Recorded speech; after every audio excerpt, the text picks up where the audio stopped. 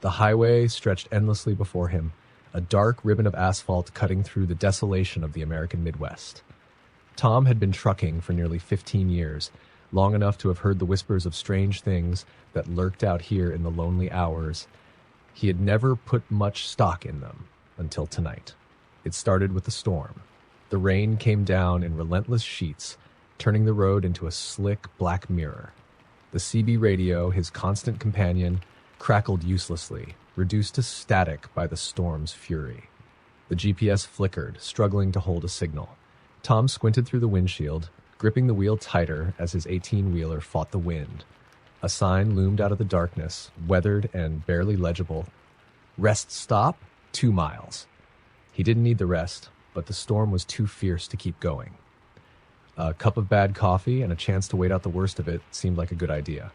He flicked on his turn signal and pulled into the stop. The rest area was deserted. A single flickering streetlight cast weak pools of light onto the cracked pavement. Tom parked his rig near the entrance and climbed out, pulling his hood tight against the rain. The building looked old, its paint peeling and windows dark. No other vehicles were in sight. Inside, the air was heavy with mildew. A vending machine hummed in the corner, its selection of snacks long expired. The restroom doors hung slightly ajar, their hinges creaking with the wind. Tom made his way to the coffee machine, but when he pressed the button, nothing happened. He sighed, slapping the side of the machine in frustration. Then he heard it. A faint noise, barely audible over the rain hammering the roof. It was a low, mournful sound, like someone sobbing. Tom froze, his heart thudding in his chest. It wasn't the first time he'd encountered someone down on their luck at a rest stop, but there was something about this sound that set his nerves on edge. "Hello?" he called out. His voice echoed unnaturally in the empty space. The sobbing stopped. For a long moment, there was only the sound of the rain. Then, from the restroom, came the slow, deliberate scrape of something being dragged across the tile floor. Tom's instincts screamed at him to leave, but his feet felt rooted to the spot. "Anyone in there?" He tried again, his voice trembling now. The scraping stopped. Tom took a hesitant step toward the restroom. The door creaked as it swung open further, revealing the dimly lit interior. The faint smell of decay wafted out, mingling with the mildew. He could see the row of stalls, their doors all closed except for one at the far end, which hung ajar. Something glinted on the floor, wet, dark, and spreading. He took another step and the lights overhead flickered, casting the room in shadow. A figure appeared in the mirror above the sinks, just for a second, a pale face, hollow eyes, and a mouth stretched into an impossibly wide grin. Then it was gone. Tom stumbled back, his pulse racing. He turned to run, but the door slammed shut with a deafening bang. Panic surged as he yanked at the handle, but it wouldn't budge. The scraping noise started again, louder this time, accompanied by a low, guttural chuckle. "Not real," he whispered to himself, his breath fogging in the cold air. "This isn't real." But it was. The stall door at the end of the row creaked open, revealing nothing but darkness. From within came the sound of wet, labored breathing. Then, a voice, hoarse and broken, called out, "Help me." Tom hesitated, torn between the primal urge to flee and the faint hope that someone was actually in need. He took a shaky step toward the stall, and his boots squelching in the spreading puddle of liquid. As he reached the door, he saw it wasn't water, it was blood. The voice came again, pleading now. "Please." He pushed the door open. Nothing. The stall was empty, but the blood was everywhere, dripping from the ceiling and pooling on the floor. The overhead lights flickered violently, plunging the room into strobe-like chaos. In the flashes, Tom saw them, figures, pale and gaunt, their eyes glowing like embers. They crawled from the stalls, their movements jerky and unnatural, their bony fingers clawing toward him. Tom bolted, slamming into the restroom door with all his strength. It gave way, and he stumbled into the main area. The vending machine lights flickered in sympathy with the chaos behind him. He sprinted toward the exit, but the glass doors were fogged over, the outside world obscured. He threw himself against them, desperate to escape. As he did, the lights in the building went out completely. The darkness was suffocating. Behind him, the low chuckle returned, closer now. A hand, cold skeletal, clamped onto his shoulder. Tom screamed, wrenching himself free. He burst through the doors into the rain, not stopping until he reached his truck, climbed into the cab, slamming the door and locking it. His hands shook as he fumbled with the ignition, finally getting the engine to roar to life. In his mirrors, he saw the figures standing at the rest stop entrance, their glowing eyes fixed on him. One raised a hand, waving slowly, mockingly. He didn't wait to see more. Throwing the truck into gear, he tore out of the lot, the storm swallowing him whole. It wasn't until he was miles down the road, his heartbeat finally slowing, that he glanced at the passenger seat. The pale face stared back at him, its grin impossibly wide. The desert highway stretched into the horizon, a lonely vein cutting through an expanse of darkness. Jack, a seasoned trucker, had heard all the strange tales, the shadowy figures on Route 50, the phantom hitchhikers on Highway 666, but he dismissed them as campfire stories. He wasn't one for ghost stories. Tonight, though, something felt wrong. It began when Jack picked up a load late in Tonopah. His dispatcher had urged him to drive straight through the night to make the drop in Utah by dawn. As the miles rolled by, the monotonous hum of the engine and the stark silence of the desert started to gnaw at him. Then his CB radio crackled to life. "Breaker, breaker," a voice rasped through the static. "You're not alone out there, trucker." Jack glanced at the radio, frowning. The channel was one he hadn't tuned to, and there hadn't been a vehicle in sight for hours. "Who's this?" he asked, his voice steady despite a chill creeping up his spine. The reply was garbled, distorted, as though spoken underwater. "They wait in the dark. Don't stop." Jack shook his head and turned the dial to silence the radio, probably some prankster with a transmitter. He took a swig of coffee, focusing on the road ahead. The first sign of trouble came an hour later. A figure appeared in the middle of the highway, illuminated by the truck's high beams. Jack slammed on the brakes, the tires screeching as the truck shuddered to a stop. His heart pounded as he peered through the windshield. The figure was a woman in tattered clothes, her face obscured by matted hair. She stood motionless, arms hanging limply at her sides. Jack grabbed his flashlight and climbed down from the cab. "Ma'am, you okay?" he called out, his voice echoing in the stillness. She didn't respond. Jack edged closer, the beam of his flashlight cutting through the darkness. "Look, if you need help, I've got a CB radio," he said, keeping his distance. The woman tilted her head, the motion unnatural, like a broken doll. Then she stepped forward. Jack's light caught her face, and he stumbled back in horror. Her eyes were hollow, black voids, and her mouth stretched unnaturally wide, frozen in a grotesque grin. A low, guttural sound emanated from her throat, this growing louder and more distorted with each step she took. Jack bolted back to his truck, slamming the door and locking it. He threw the truck into gear, the woman vanishing into the rearview mirror as he sped away. His hands shook on the wheel, and his breath came in ragged gasps. He thought it was over, until he checked his side mirror. The woman was there, clinging to the side of the truck, her face inches from the glass. Her grin widened, and Jack swerved violently and was trying to shake her off. She didn't move, didn't blink, her hollow eyes boring into him. The CB radio crackled again, the same distorted voice cutting through the static. "They're coming, trucker. Don't let them in." Jack's pulse raced as he floored the accelerator. The truck roared down the highway, the desert blurring past. He glanced back at the mirror, but the woman was gone. Relief washed over him, but it was short-lived. The dashboard lights flickered, then died.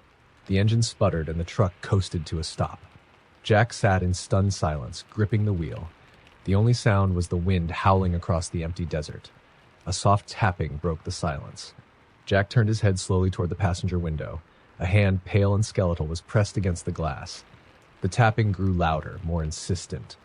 Then came the laughter, low, guttural, and unmistakably inhuman. It wasn't just one voice. It was many. Shapes began to emerge from the darkness surrounding the truck. Dozens of figures, their hollow eyes glowing faintly in the night, their mouths stretched into identical grins.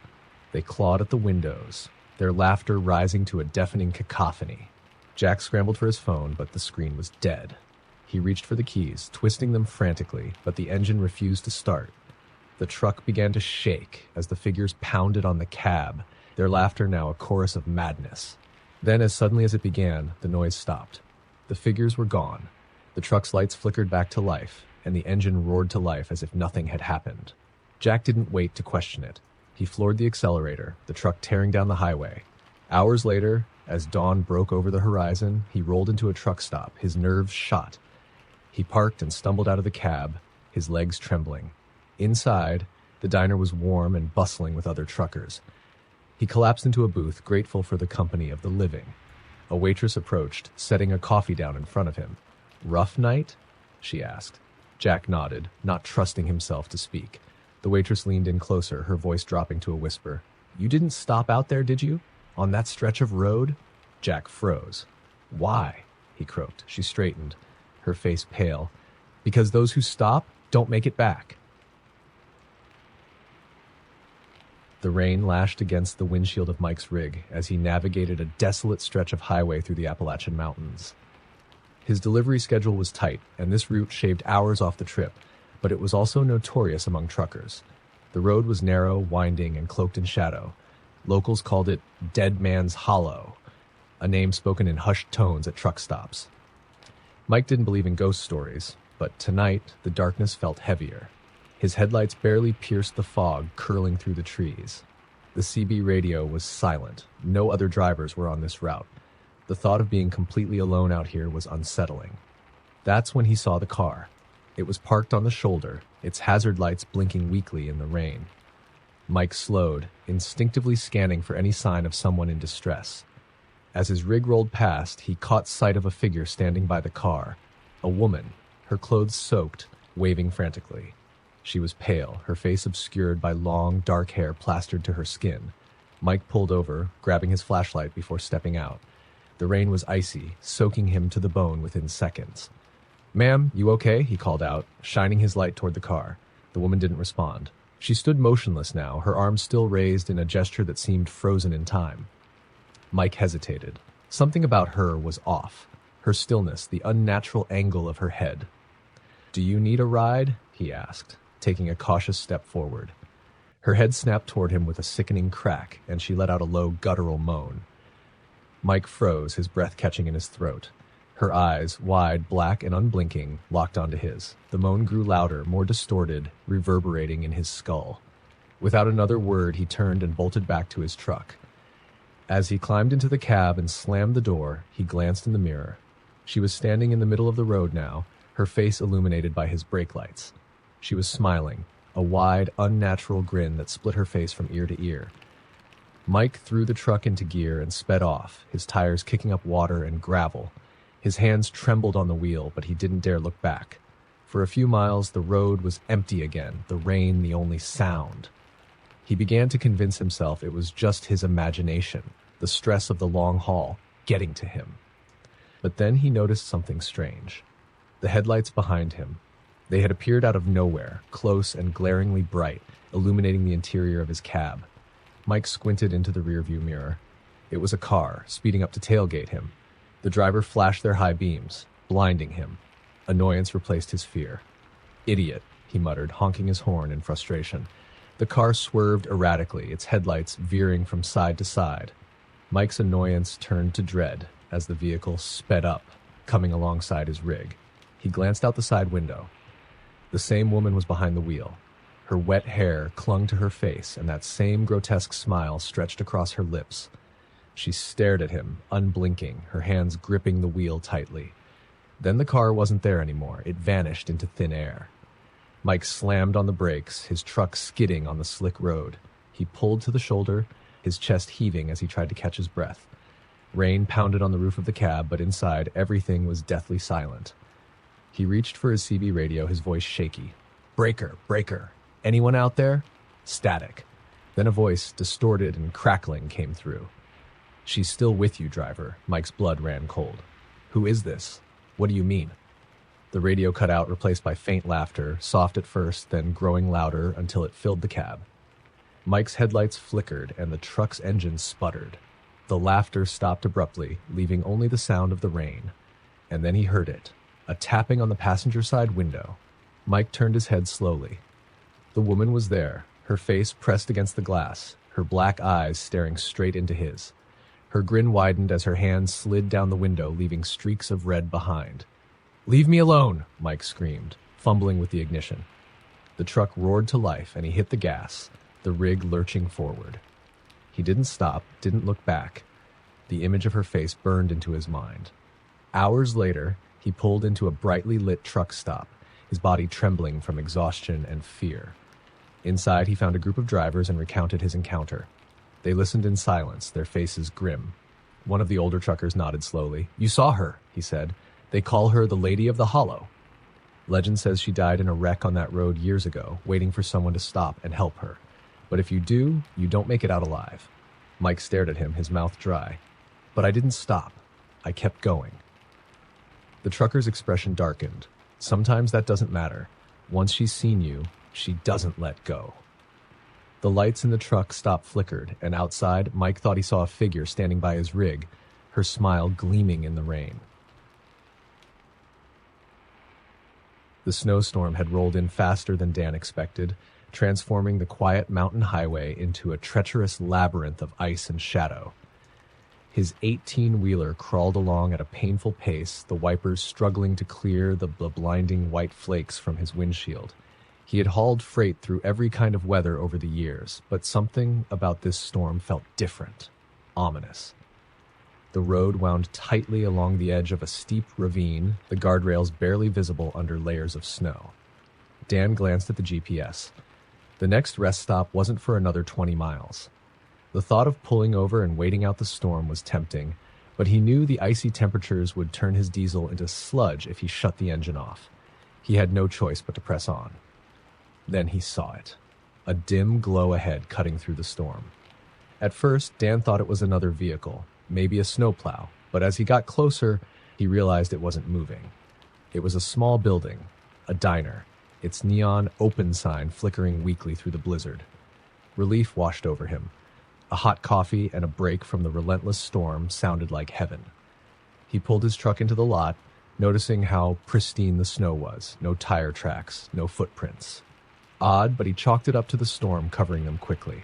Shutting off his lights, but keeping the engine idling, Dan climbed out and made his way toward the entrance. The diner was old-fashioned, with chrome accents and large windows fogged over by the heat inside. As he stepped through the door, a bell jingled overhead. Warm air hit him, carrying the smell of coffee and frying bacon. For a moment, it felt comforting. Then he noticed the silence. The diner was empty. No waitresses, no cooks, no patrons. Just rows of red vinyl booths and a long counter with spinning stools. The neon sign outside buzzed faintly, the only sound in the oppressive stillness. Dan hesitated, considering leaving, but the smell of coffee drew him to the counter. A steaming pot sat on a hot plate as if waiting for him. "Hello?" he called out, his voice echoing in the empty space. No response. Shrugging off his unease, Dan grabbed a mug from the rack and poured himself some coffee. It was hot and strong, warming him from the inside out. As he took another sip, he noticed something odd. The clock on the wall wasn't moving. Its second hand twitched but stayed stuck in place. He set the mug down, his sense of unease growing. Then he saw it. Movement in the reflection of the diner's window. He spun around, but there was nothing there. The booths were empty, the door still closed. Just the storm raging outside. Dan shook his head. "Get a grip," he muttered to himself. But as he turned back to the counter, the coffee mug he'd set down was gone. Every hair on his neck stood up. He hadn't heard it move, hadn't seen anyone take it. Heart pounding, he backed away, his boots squeaking on the tiled floor. That's when he noticed the booth in the far corner. It was occupied. A man sat there, hunched over, his face hidden under a wide-brimmed hat. His clothes were old, threadbare, and dusted with snow. Dan could have sworn the booth had been empty when he walked in, but now the man was there, motionless. "Hey," Dan called out, forcing his voice to sound steady. "Didn't see you there. You okay?" The man didn't move. Dan's pulse quickened. He took a cautious step closer, his boots echoing in the silence. As he approached, he noticed the man's shoulders rising and falling, shallow breaths misting the air. Something about him seemed wrong. His stillness was unnatural, his presence heavy, like he didn't belong. "Buddy," Dan said again, louder this time. "You need help?" The man's head tilted slightly, half just enough for Dan to see his face, or what was left of it. The skin was pale and stretched taut over sharp cheekbones. Empty sockets stared back at him where eyes should have been, and his mouth curved into a jagged, unnatural smile. Dan stumbled back, his breath caught in his throat. The man stood up slowly, his movements jerky, like a marionette on tangled strings. His head lolled to one side, the grin widening impossibly as he stepped toward Dan. The door to the diner slammed open, the storm howling inside. Dan didn't think. He bolted, slipping on the slick floor as he scrambled out into the snow. He didn't dare look back. He leaped into his truck, slamming the door shut and locking it. His hands fumbled with the gear shift as the engine roared to life. Glancing in his mirrors, he saw the diner's lights flicker. Then, dark. The building seemed to collapse into the storm, swallowed whole by the blizzard. The truck's heater blasted hot air, but Dan was frozen to the core. He didn't stop driving until dawn broke and the storm eased. When he finally reached the next truck stop, he parked and stumbled inside, his face pale and eyes wild. "Rough night?" the cashier asked, eyeing him warily. Dan nodded, his voice hoarse. "Stopped at a diner back on 74. Something wasn't right." The cashier frowned. "There's no diner on 74, been closed for years after it burned down. Nobody goes near it." Dan stared at him, his blood running cold. He didn't respond, just turned and walked back to his truck. He knew he'd never drive that stretch of road again. The forest road was empty, the only sound the low rumble of Nate's rig as it navigated the narrow, twisting path. The delivery was supposed to be routine, drop off some pallets at a logging camp deep in the wilderness. But the GPS had lost signal hours ago, and now he was relying on a printed map the dispatcher had handed him before he left. He hated runs like this. Too far from civilization, too isolated. It was nearing midnight when he spotted the sign, Hilltop Logging Camp, 3 miles. Relief washed over him. Finally, he would unload the freight, grab some shut-eye in his sleeper cab, and head back to familiar highways by morning. But as he drove on, the unease began to creep in. The trees seemed to press closer, their gnarled branches clawing at the edges of his headlights. The road narrowed, forcing him to slow down. Then, through the gloom, he saw something ahead. A man stood in the middle of the road, waving his arms. He was wearing a bright orange safety vest, but his face was obscured by the shadows. Nate slowed the truck, his hand instinctively going to the tire iron he kept under the seat. He'd heard stories of bandits pulling stunts like this in remote areas, but the man's frantic movements seemed desperate, not threatening. Rolling down the window just a crack, Nate called out, "You okay, buddy?" The man's head snapped up, and Nate recoiled. His eyes were wide, almost bulging, and his face was pale as death. "Turn back!" the man shouted, his voice cracking. "For God's sake, turn back! Don't go to the camp!" Before Nate could respond, the man bolted into the trees, disappearing into the darkness. Nate sat there, stunned. What the hell was that about? His first instinct was to reverse, but he was so close to the camp. Maybe the guy was just some nutcase. Shaking his head, Nate muttered, "Screw this," and kept driving. A few minutes later, he reached the camp. But something was wrong. The place was deserted. No lights, no sounds of machinery, no workers unloading timber.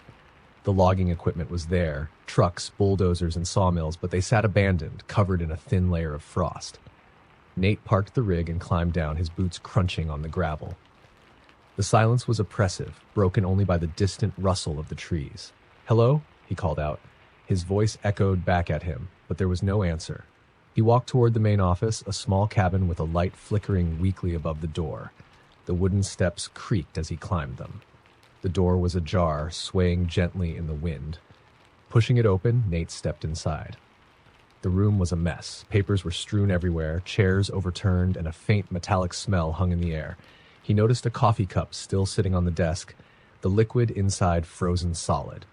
It didn't make sense. This was supposed to be an active work site. Then he heard it. A low, guttural growl coming from somewhere outside. Nate's stomach tightened. He rushed back to the door, scanning the shadows beyond the dim porch light. The growl came again, louder this time, and closer. It didn't sound like any animal he'd ever heard.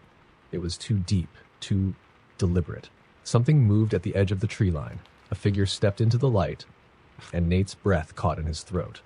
It wasn't human. The thing was tall, unnaturally so, with long, thin limbs that bent at odd angles. Its skin was gray, stretched tight over its skeletal frame, and its face was featureless, except for 2 black, sunken eyes that glinted in the faint light. It tilted its head as if studying him and let out another growl, a sound that seemed to vibrate in Nate's chest. He bolted for the truck, adrenaline surging as he stumbled over the uneven ground. Behind him, the creature let out a high-pitched screech that echoed through the empty camp. He didn't look back, didn't want to see how close it was. Slamming the truck door shut, he locked it and threw the rig into reverse. the tires spinning on the gravel before finding traction. As the truck roared backward, he caught a glimpse of the creature in his side mirror. It stood in the middle of the camp, its head cocked to one side, watching him leave. The drive back down the forest road was a blur. The trees seemed to close in on him, the shadows shifting unnaturally as if something was chasing him. He didn't stop until he reached a gas station hours later, his hands trembling as he filled up the tank. Inside, the cashier eyed him warily. "You look like you've seen a ghost," she said, half joking. "Something like that," Nate muttered, his voice hoarse. He hesitated, then asked, "You know anything about that logging camp up in the hills?" The woman's expression darkened. "That place? Shut down years ago. They say the workers just disappeared. No one knows what happened, but locals avoid it like the plague." Nate didn't reply. He didn't need to. Whatever had happened at that camp, he knew one thing for sure. It wasn't meant for human eyes. The stretch of Interstate 95 through the dense Maine woods was always eerily quiet after midnight. Sarah, a long-haul trucker with a reputation for nerves of steel, had driven this route dozens of times without incident, but tonight felt different. The moon hung low in the sky, shrouded by heavy clouds, and the only illumination came from her headlights slicing through the darkness. Her CB radio crackled, a burst of static breaking the silence. She leaned forward, adjusting the dial. "This is Big Red. Anybody out there?" For a moment, only static answered. Then a voice broke through, faint and crackling. "You're not alone." Sarah frowned, her grip tightening on the wheel. "Who's this? Quit messing around." The radio went silent. A shiver ran down her spine, but she pushed it aside, probably some bored kid with a transmitter. She took a sip of her coffee and focused on the road ahead. The trees loomed closer as the highway narrowed, their twisted branches clawing at the sky. That's when she saw the car. It was parked on the shoulder, its hazard lights blinking weakly. Sarah slowed her rig, her instincts battling her better judgment. Stopping alone at night wasn't exactly smart, but what if someone needed help? She pulled her truck to a stop a few yards ahead of the car and grabbed her flashlight. The air was icy as she stepped out, her boots crunching on the gravel. "Hello? Anyone in there?" she called, shining the beam toward the vehicle. The car was empty. The driver's door hung open, swinging slightly in the breeze. A wallet lay on the driver's seat, the ID partially visible. Sarah picked it up, her stomach tightening as she read the name, John Miller. She froze. That name was familiar. Too familiar. Suddenly, the radio in her truck burst to life, the same distorted voice as before. "You shouldn't have stopped, Sarah." Her blood ran cold. How did they know her name? Heart pounding, she spun around, scanning the darkness. The woods were silent, but the shadows seemed to shift and ripple, as if something was moving just out of sight. She bolted back to her truck, her flashlight beam trembling as she climbed into the cab and locked the doors. She grabbed the CB radio, her voice shaking. "Who is this? What do you want?" The reply was immediate, a chilling whisper. "It's not what I want, it's what he wants." The headlights flickered, and the engine sputtered. Sarah's hands shook as she twisted the key in the ignition. Nothing. The truck was dead. She glanced at her mirrors, and her heart stopped. A figure stood behind the truck. It was tall and impossibly thin, its limbs too long, its silhouette distorted.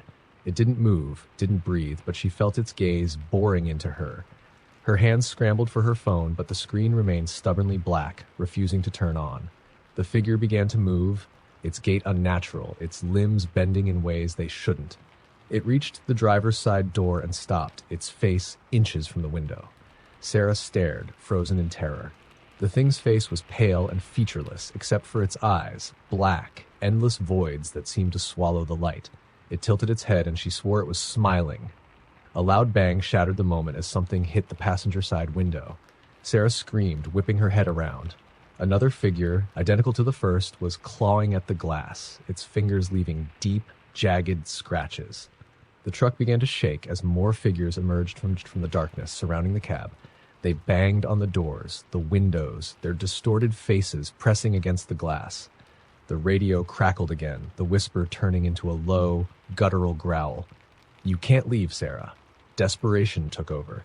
She reached for the keys, praying the engine would start. The truck roared to life, the headlights flickering back on. She threw it into gear, slamming her foot on the accelerator. The rig lurched forward, the figures scattering like shadows in the beam of her headlights. She didn't stop. The road blurred as she sped through the night, her pulse pounding in her ears. When she finally saw the lights of a rest area, relief washed over her. She pulled into the lot, parking under the bright floodlights, and sat trembling in the driver's seat. The figures were gone. The woods were silent again. Still clutching the wheel, she glanced at the wallet she'd picked up from the car. Flipping it open, she looked at the photo of the ID. Her heart sank. The man in the photo was staring directly at the camera, his face pale, his eyes black voids. Below the photo, scrawled in red ink, were 3 words. "You're next, Sarah." The sun had long since dipped below the horizon, leaving the winding desert highway bathed in an oppressive darkness. Jake, a seasoned trucker, had always prided himself on his ability to handle the solitude of the road, but tonight something felt wrong. The CB radio was dead silent. His favorite music playlist couldn't distract him, and the stars overhead seemed dimmer than usual. He was hours away from the next truck stop when he noticed a faint, flickering light in the distance. As he approached, the light resolved into the unmistakable glow of a lone gas station.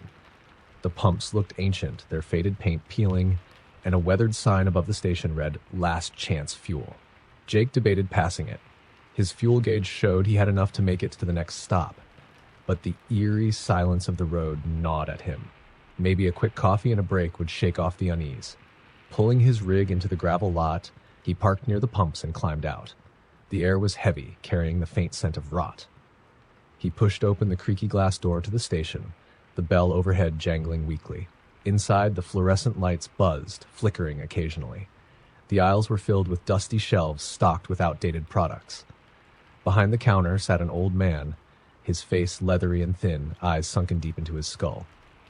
"Evening," Jake said, trying to keep his tone light. The old man didn't respond, his gaze fixed on a point beyond Jake.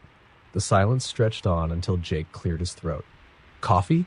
The man finally blinked, his lips curling into a crooked smile. "Over there," he rasped, pointing toward the back corner. Jake nodded and made his way to the coffee machine, the old man's eyes following him the entire time.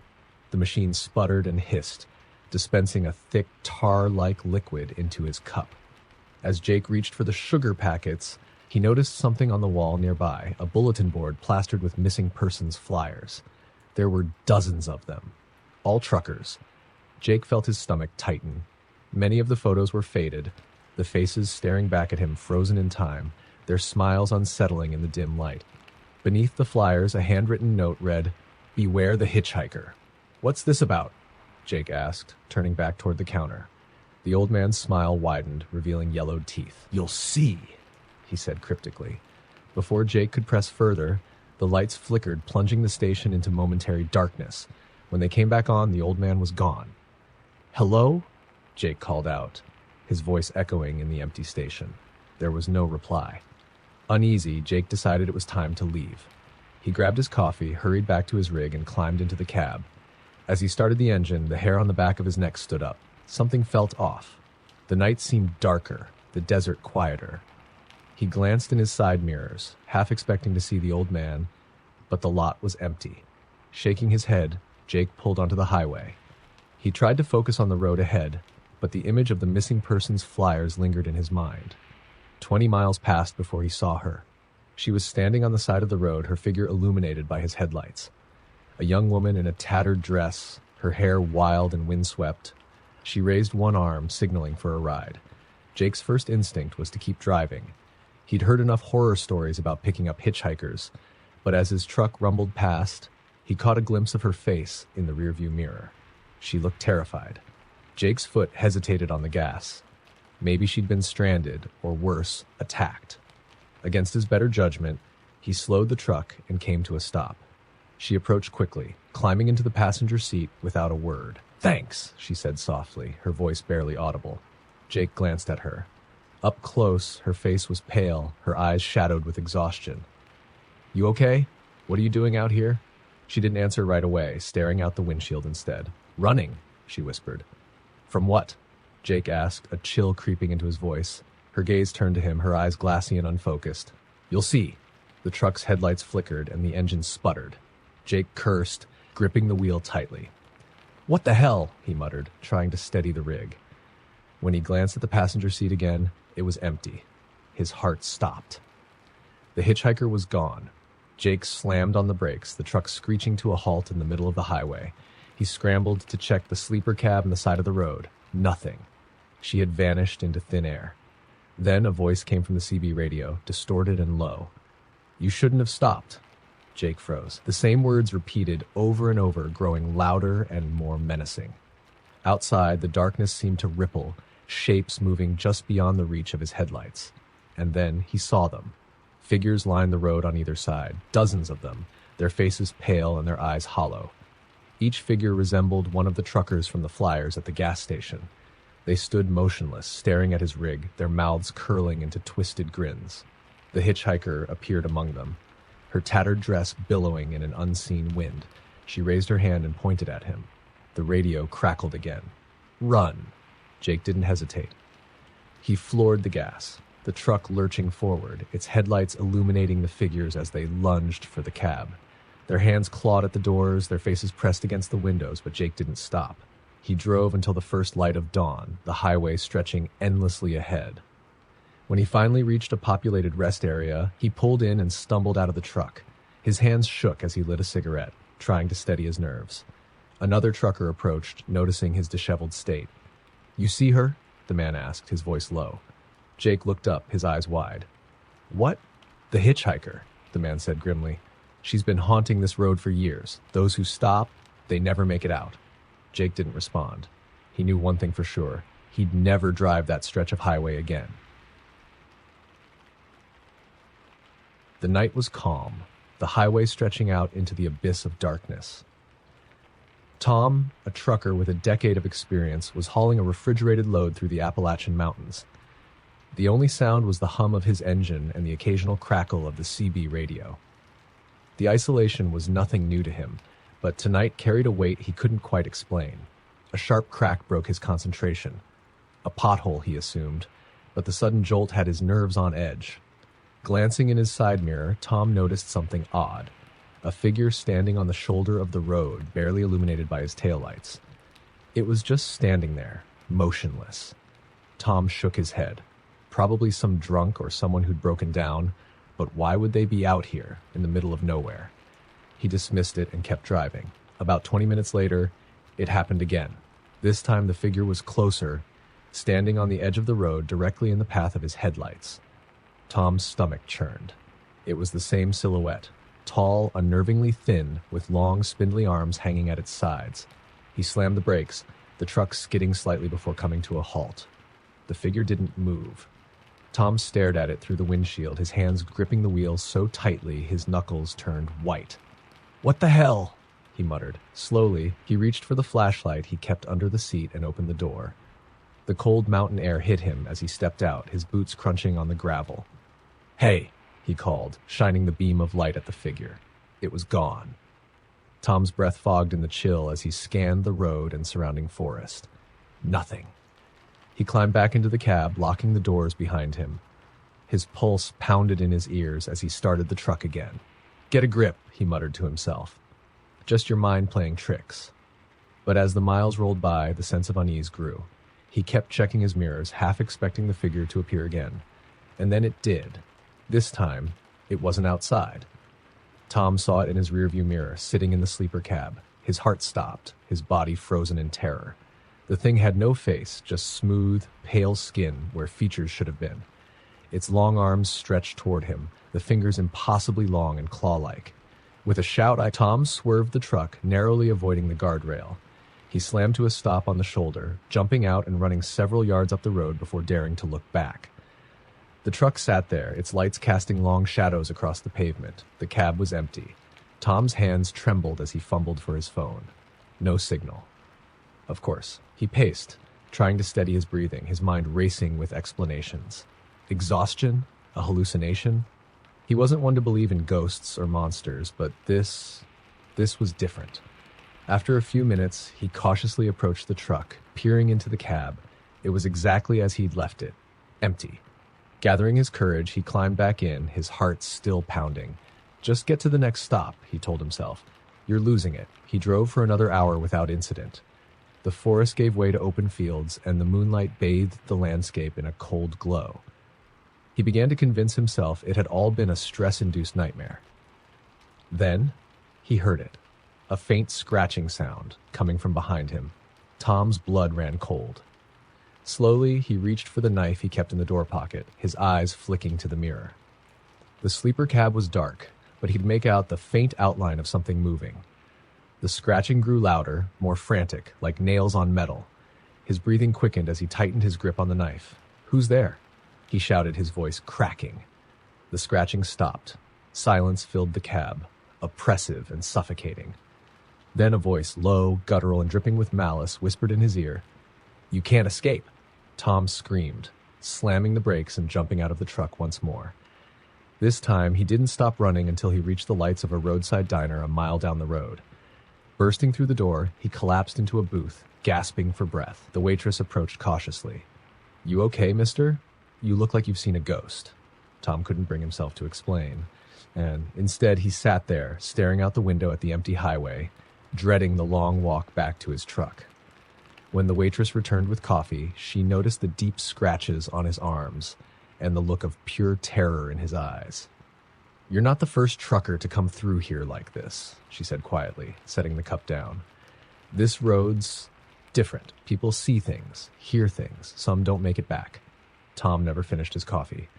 By sunrise, he hitched a ride with another trucker, leaving his rig and whatever had been waiting inside far behind.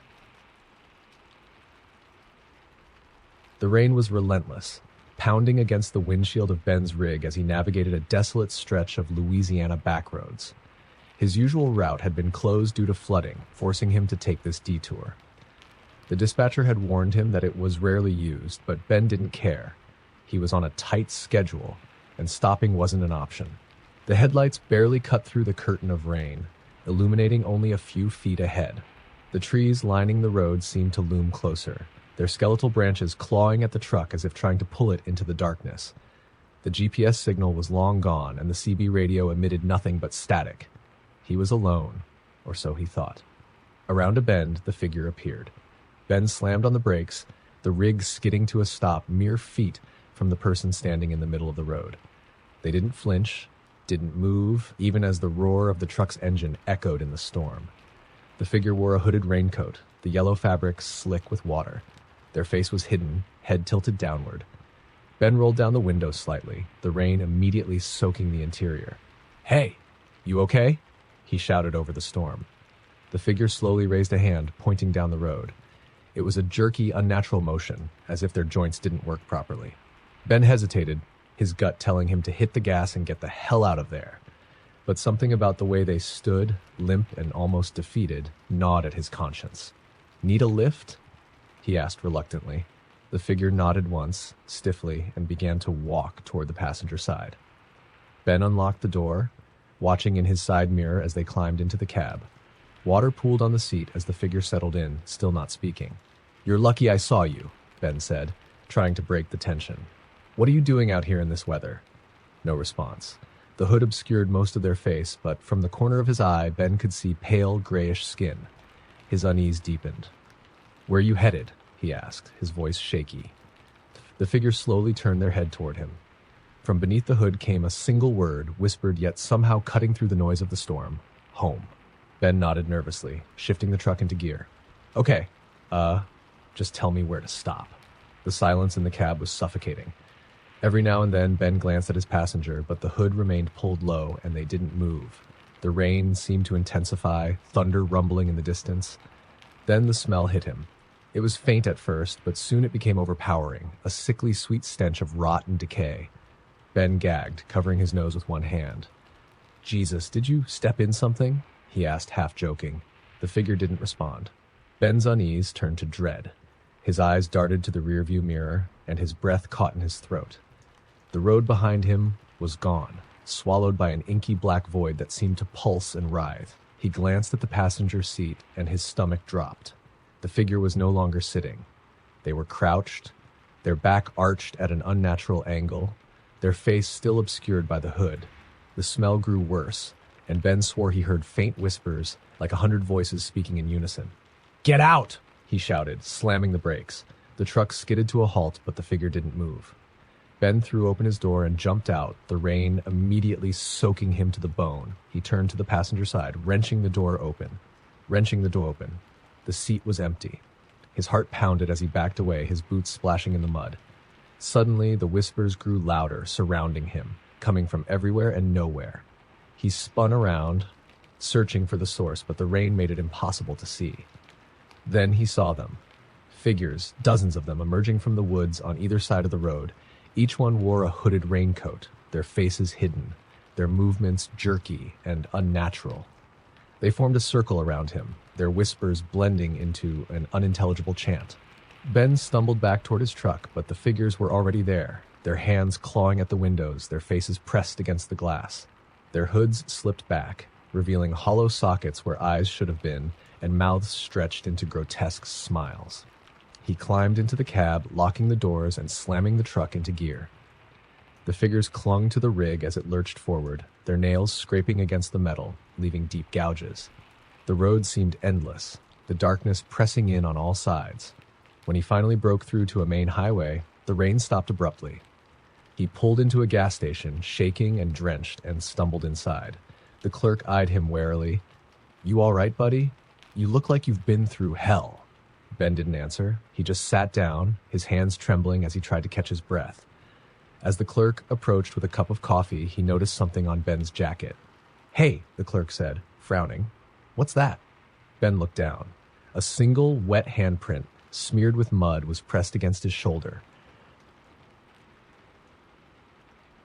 The Texas night stretched wide and empty as Jack, a seasoned trucker with 20 years behind the wheel, hauled a load of livestock feed along Highway 87. The route was infamous among truckers, desolate, with few stops and miles of unbroken darkness. Jack had driven it dozens of times and never had an issue. But tonight felt different. His CB radio had been acting up all evening, the static occasionally broken by strange, garbled voices. He assumed it was interference or some other trucker messing around.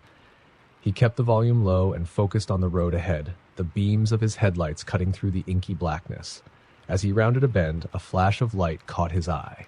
It was faint but distinct, flickering somewhere in the distance. Jack squinted, trying to make it out. A fire? Headlights? Whatever it was, it didn't belong. The road ahead should have been empty. A few minutes later, the flickering grew brighter. It was on the side of the road now, and as Jack drew closer, he could make out the shape of a vehicle. A pickup truck, its hood up, flames licking at the engine. Jack pulled his rig to a stop, grabbing his flashlight and stepping out. The night air was still, unnervingly quiet. The fire crackled softly as he approached the pickup. "Anybody here?" he called out, his voice echoing. No response. The driver's door was open, the interior empty. The seats were torn, and a strange, dark substance was smeared across the dashboard. Jack's flashlight beam swept over the truck, his unease growing. It wasn't just abandoned. It felt wrong. The CB radio in his rig crackled loudly, startling him. He turned back toward his truck, the beam of his flashlight cutting through the dark. That's when he saw them. Figures, 3 of them, standing on the far side of the highway. They were motionless, their shapes barely distinguishable in the dim light. Jack's mouth went dry. "Hey!" he called, his voice faltering. The figures didn't move. Jack backed toward his rig, his instincts screaming at him to leave. As he climbed into the cab and locked the doors, his headlights illuminated the figures for just a moment. They weren't people. Their limbs were too long, their joints bending in unnatural directions. Their faces, or what passed for faces, were pale and featureless, except for deep black pits where their eyes should have been. Jack floored the accelerator, his rig roaring back onto the highway. The figures disappeared in the rearview mirror, swallowed by the darkness. His heart pounded as he drove, every muscle in his body tense. He glanced at the clock on the dashboard. It was stuck, the glowing numbers frozen at 12:03. His GPS, too, was dead, the screen flickering uselessly. Even the CB was silent now, the static gone. Then, from the sleeper cab behind him, came a faint thud. Jack's breath hitched. He glanced in the rearview mirror but saw nothing. Another thud, louder this time. Something or someone was back there. He pulled over, his hands shaking as he grabbed the tire iron from under his seat. Slowly, he opened the door to the sleeper, the flashlight trembling in his grip. The cab was empty, but the air was heavy, thick with the smell of decay. He shone the light around, his pulse racing, and that's when he saw it. A handprint smeared across the inside wall. It wasn't human. The fingers were too long, the shape too distorted. Jack stumbled back into the driver's seat, slamming the door shut and locking it. He shifted into gear, desperate to put as much distance as possible between him and whatever was out there. But the road didn't end. No matter how far he drove, the scenery never changed. The same trees, the same bends in the road, the same eerie stillness. His odometer ticked higher, but the highway stretched endlessly ahead. The CB crackled to life again, and a voice, low and guttural, spoke 2 words. "Turn around." Jack shook his head, gripping the wheel tighter. "No way," he muttered, his voice trembling. The voice repeated, louder this time, "Turn around." In his mirrors, he saw them again, dozens of figures now, standing in the middle of the road behind him. They didn't move, but he could feel their presence, their hollow eyes boring into him. Then, without warning, the headlights cut out, plunging the cab into darkness. Jack slammed on the brakes, the rig screeching to a halt. The silence was deafening. He fumbled for the flashlight, his hands trembling as he tried to steady his breathing. The darkness outside was absolute, pressing against the windows like a living thing. The CB crackled again. This time, the voice wasn't alone. It was layered, a chorus of whispers overlapping, each word indistinct but filled with menace. And then, just as suddenly as it had gone silent, the night exploded with sound. The figures slammed against the truck, their hands clawing at the doors and windows. Jack screamed, flooring the accelerator, the rig lurching forward. The whispers turned to shrieks, and the cab filled with the deafening noise of scraping metal and shattering glass. He drove blind, the headlights flickering weakly as the rig barreled down the endless road. And then, just as abruptly as it had begun, the noise stopped. The road was quiet again. When Jack finally dared to stop, the first rays of dawn were breaking over the horizon. He pulled into the parking lot of a truck stop, his body shaking as he stumbled out of the cab. The front of the truck was covered in deep gouges, the metal twisted and torn. Inside, scrawled across the windshield in what looked like ash, were 3 words, "You were warned." Jack never took Highway 87 again.